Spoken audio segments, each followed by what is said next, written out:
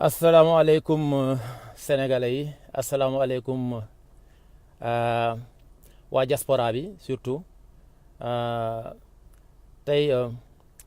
damay wax au nom de Babacar en tant que président de l'association des sénégalais de la capitale nationale donc sénégalais yi nekk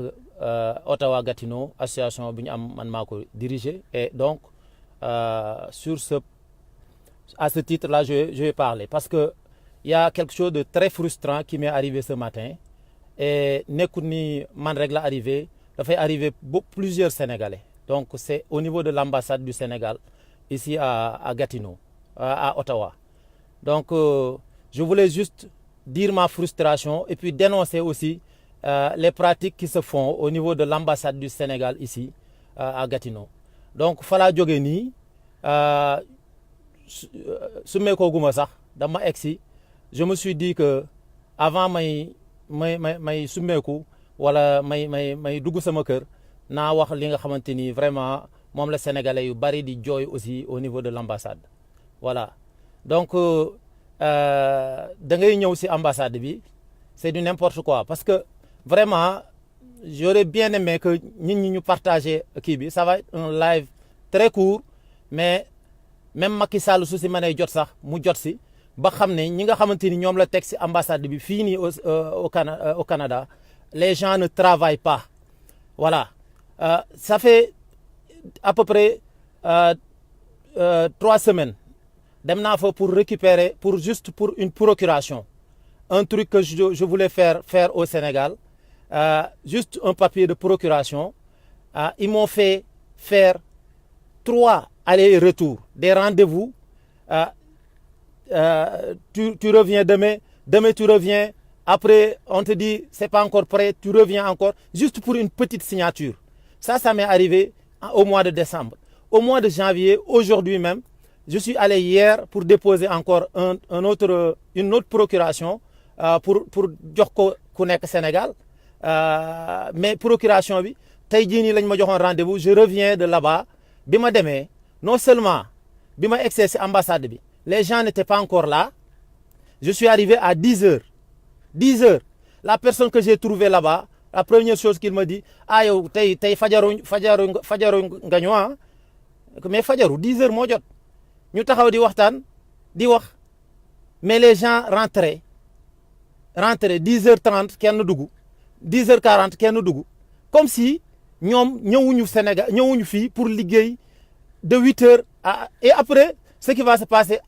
vers 15h même avant 15h ñu ñibbi seen kër yi donc ñun ñëpp a ngi koy jooy fii les gens n'en peuvent plus c'est pas normal tu vois je suis resté presque pendant 1 heure de temps pour xaar ñu ne ma naa xaar j'étais là en train d'attendre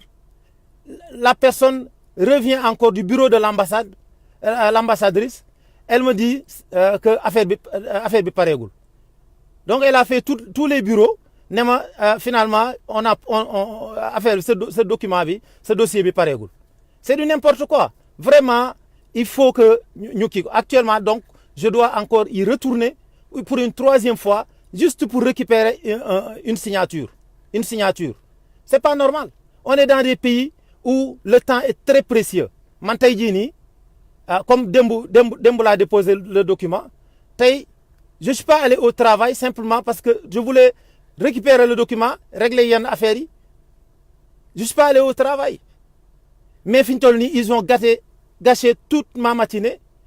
parce que simplement seen niaiserie yi ñu nekkee ci ambassade bi les gens ne travaillent pas su fekkee Macky Sall moo leen fa teg Macky Sall qu'il sache que ces gars qu'il a mis à l'ambassade du Sénégal ambassadrice bi à commencer par l'ambassadrice il ne travaille pas je le dis haut et fort il ne travaille pas il faut que nit ñi ñu gis nga nag pesum kanam waram moo koy fajal boppam gis nga lii su fekkee dafay continuer man je vais essayer de mobiliser toute la communauté sénégalaise on va aller à l'ambassade et puis on va dénoncer ça c'est pas normal duñ fi nekk pour liggéeyal ñu nit ñi di fayee impôt nit ñi di fay sonn ba bëgg a dee ba pare ñu nekk fii il ne fout absolument rien man mon cas c'était juste une procuration mais il y a tellement de monde tellement de personnes chaque fois ils parlent de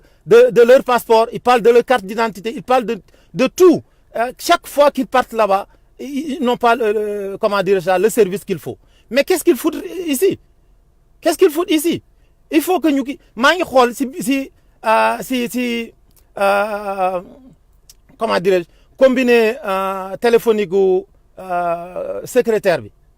les gens appellent à l'ambassade ñu bari dañ naan da ngay woote foofu doo leen jot mais di nga leen jot parce que y a eu 47 messages en absence yu nga xamante ni ndaw si elle n'a même pas pris le temps mu lire ces messages là j'ai vu 47 messages en absence mais c'est du n'importe quoi 47 messages en absence xanaa au moins quand tu viens à ton bureau tu vois des messages en absence mais tu regardes c'est qui m'a appelé su fekkee c'est un message important mais ils te donnent un téléphone que tu appelles ils savent que ce sont les Sénégalais qui appellent de toute façon je m'en fous il faut que nit ñi ñu jóg ci seen suñu bopp gis nga Sénégal suñ ko bëggee defar Sénégalais bu nekk war na jàpp ne Sénégal ñun ñoo ko bokk ñun ñoo ko moom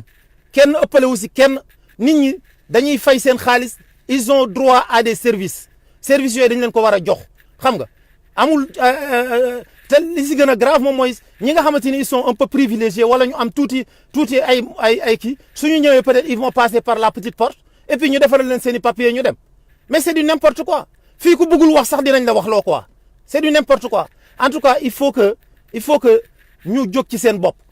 ce live là vraiment man dama bëgg ñu partager ko ba nit ñi ñu xam ne diaspora bi en tout cas su fekkee Sénégal dañuy perdre temps ak di nekk ci administration yu lourde yooyu tamit fii nii dans la diaspora ça ne peut pas exister parce que le temps est précieux ñun on travaille fi ñuy liggéeyee suñu absenté wala kii c'est pas comme absence yi ni ñu koy justifier ñoom ci ambassade yi c'est pas la même chose war a liggéey si tu restes jusqu'à 10 heures et demie 11 heures il y a des gens qui m'ont trouvé là-bas je suis resté il y a des gens qui m'ont trouvé là-bas à 11 heures moins 10 ils viennent d'arriver c'est du n'importe quoi il faut ñu jóg ci suñu bopp il faut ñu jóg ci suñu bopp vraiment man je sais que sénégalais yi sonn nañu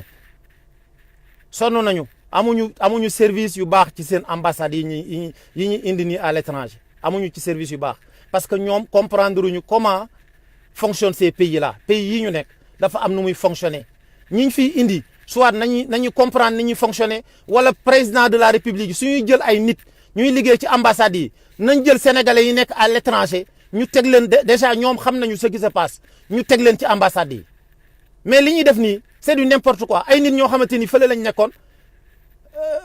ils ont peut-être leur façon de fonctionner mais fii ça ne fonctionne pas comme ça nit ñi ils perdent du temps je suis vraiment très très frustré xam nga am na ñoo xam peut-être ils vont se dire que musuñu ma gis ci état bu mel nii wala yu demee noonu maa ngi jéggalu si ñenn ñi mais de toute façon lii pesum kanam la pesum kanam borom moo koy fajal boppam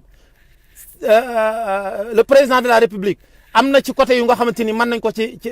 reprocher mais su jëlee nit ba teg ko si ambassade bi nit kooku dafa war a liggéey su fekkee liggéeyul en tout cas live bi na ko même su ko président de la république nañ ko won mu gis ne ki mu teg fii ci ambassade bi liggéeyul te comme liggéeyul soit moom na ko liggéeyloo wala ñun dinañ def en sorte que dina liggéey parce que ñun la fi nekkal c'est du n'importe quoi ce qui se passe ici à l'ambassade nit ñi dañoo jooy bay bëgg a dee c'est pas normal il faut ñu jóg ci suñu bopp voilà de toute façon live loolu laa si bëggoon a wax sénégalais yi nañ jàpp ne pesum kanam borom moo koy fajal boppam suñu bëggee suñu service yi di dox ñun ñëpp nañ jóg taxaw si ñu nekk benn taxaw si xeex ko suñ ne ambassade dañ fay dem pour def manifestation na nit ñi ñëw ñu dem def fa manifestation ambassadrice bi xam ne li dañ ko fay teg pour mu liggéey toogul foofu juste signer un papier comment tu peux nit ki nga dem loo ko 3 fois muy dem ak di ñëw fii déjà les déplacements sont très difficiles man mon cas personnel man je suis avantagé parce que ambassade du Sénégal au Canada c'est proche de chez moi ça me prend presque 20 minutes pour ma dem mais fii au Canada il y a des distances astronomiques des distances très grandes distances yoo xamante ni tey ku jóge Winnipeg pour juste une signature